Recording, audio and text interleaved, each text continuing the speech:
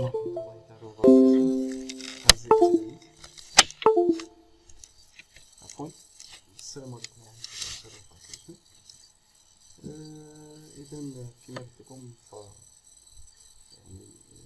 بالنسبة لسلسلة التمارين سوف أقوم بتصحيحها عن طريق الفيديو لكي تبقى عندكم، وفي كل مرة عندما تحتاجوا إلى شيء سوف تعود إليه.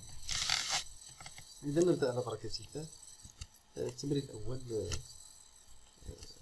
لدينا الهدف من هنا أننا نعرفوا نرسموا الاتجاه ديال كل متجهة. لدينا الآن في التمرين لدينا إبرة ممغنطة.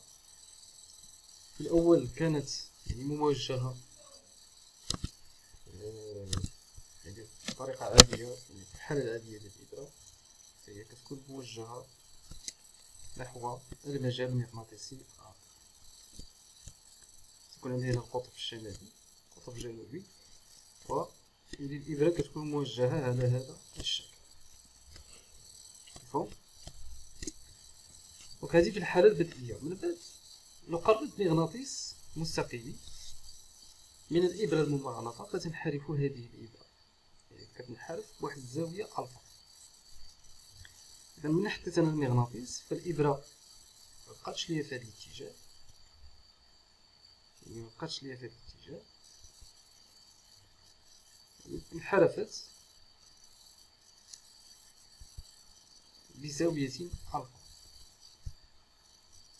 انحرفت بواحد الزاوية ألفا.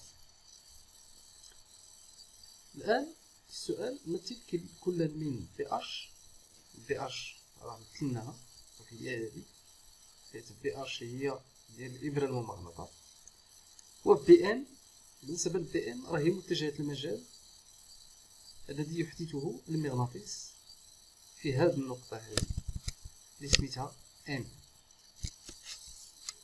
مفهوم؟ إذا كما قلت لكم دائما متجهة المجال المغناطيسي راه هي كتكون ليا من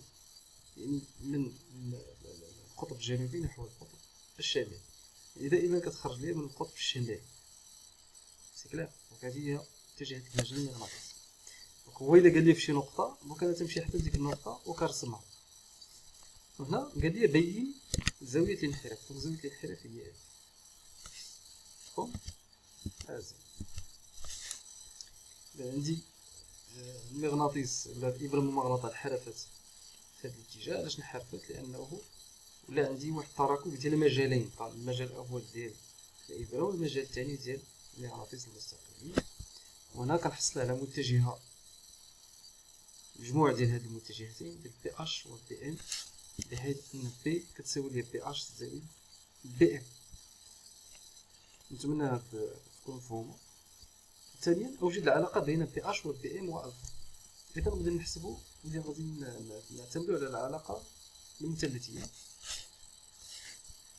ناخدو هذا هو بي اش، ناخدو هذه الزاوية، كناخدو هذه الزاوية الفا.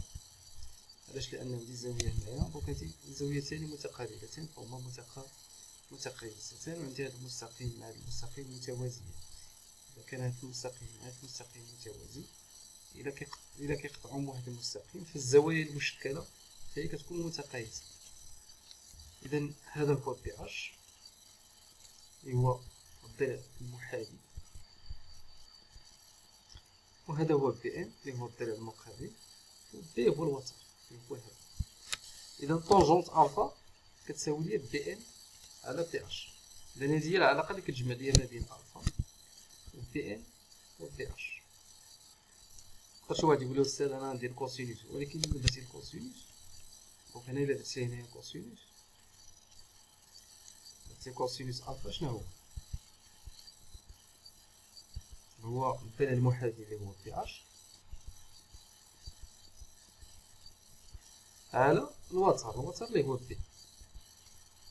إذا هنا ما احترمناش داكشي اللي طلب منا، راه خصني بي اش و بي ام و الفا. اللي كيجمع لي ما بين بي اش و بي ام و الفا هي طونجونت الفا. كذلك إلا درتي السينوس غتبدل فقط هنا ندير بي. نمر إلى التمرين الثاني. في النقطة M قيمة المجال، إذا هنا النقطة M هي هذه، قيمة المجال الذي يحدثه المغناطيس المستقبلي، هذا هو المغناطيس المستقبلي، قيمة المجال الذي يحدثه هي بي واحد شحال كتساوي 3 في 10 أس ناقص 3. وقيمة المجال المغناطيسي الذي يحدثه المغناطيس بشكل إي هي بي جوج كتساوي 2 في 10 أس ناقص 3.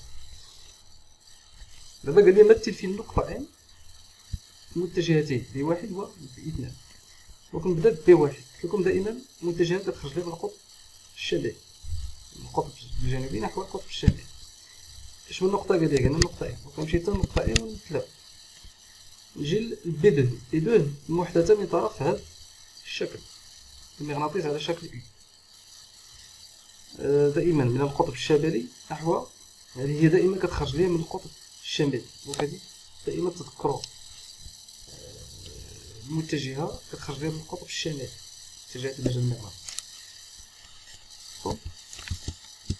إذا السؤال الثاني، استنتج قيمة متجهات المجال المغناطيسي B في النقطة M. وهنا نستعملوا علاقة فيثاغورس، بحيث أن الوتر أس اثنان كيساوي ليها بي أس اثنان زائد بي جوج أس اثنان. هنا غادي نحسب العلاقة ديال فيثاغورس، غنحسب القيمة ولا الشدة ديال بي، نلقاها بي تساوي 3.16 أس ناقص 3 تسلا. الآن السؤال الثالث، حدد على التبيانة الاتجاه الذي تأخذه الإبرة الممغنطة إذا وضعت في النقطة M. إلا خديت واحد الإبرة ممغنطة حطيتها في النقطة M، شنو الاتجاه غادي تاخد ليا؟ إذا هذه هي الإبرة الممغنطة، دونك تاخد ليا هاد الاتجاه، تكون هنايا تاخد ليا هاد الاتجاه اللي هو بي توتال. نتمنى تكون مفهومة. ندوزو للتمرين الثالث. إبرة ممغنطة صغيرة موضوعة فوق حامل الرأسي. دابا ناخد واحد الإبرة ممغنطة نحطوها فوق واحد النقطة أو، اتجاهها منطبق مع محور المغناطيس، تتحرك على هذا المحور تحت تأثير متجهة بي واحد ذات الشدة 5 في 10 أس ناقص 3. موضوع المغناطيس اثنان كان يبينه الشكل، فتدور الإبرة الممغنطة في عكس منحى دوران عقارب الساعة بزاوية ألفا تساوي 24 درجة. عندي مغناطيسين، كل مغناطيس كيحدث ليا واحد المجال مغناطيسي. هنا في التمرين عندي هنايا ان وعندي هنايا اس، انايا هنا في التصحيح قلبتهم ولكن هاد الصيغه ماشي بشوط. بالنسبه لبي واحد هي متجهات المجال المحدث لطرف المغناطيس رقم واحد، وبالنسبه لبي دو هي متجهات المجال المغناطيسي المحدث من طرف المغناطيس رقم جوج في النقطه ان. كما كتلاحظوا بان بي دو رسمناها على هذا الشكل، علاش؟ لان القطب الجنوبي، لان المتجهه كتخرج لي دائما من القطب الشمالي، اذا غتكون بهذا الاتجاه. نفس الشيء بالنسبه لهذه، وكون عندي هنا ان الفوق راه بي غتكون طالعه الفوق، تكون بي على هذا الشكل الفوق. والمجموع ديال بي واحد زائد بي جوج هو بي توتال اللي هو. اذا السؤال اننا نحسبوا القيمه ديال الشده بي دو. دونك غناخد طونجونت ديال الزاويه اللي يعني الزاويه اللي عندي الفا هنايا، ناخد طونجونت ديال الزاويه الفا اللي عندي القيمه ديالها هي 24 كتساوي ليا بي جوج على بي واحد. انا بغيت القيمه ديال بي جوج كتساوي ليا بي واحد عندي 5 غنضربها في طونجونت الفا تقريبا عطاتني 2.2 ملي تيسلا. مفهوم؟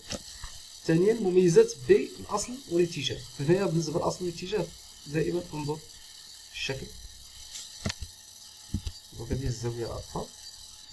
ممكن الا بغينا نحسبوا بي نستعين فقط بالكوسينوس، لان بي واحد كنعرفها، ونستعين فقط بالكوسينوس وغادي نلقى بان بي كتساوي 5.5 ملي تيسلا. بالنسبه للاتجاه ديال الابره غادي يكون هذا الشكل.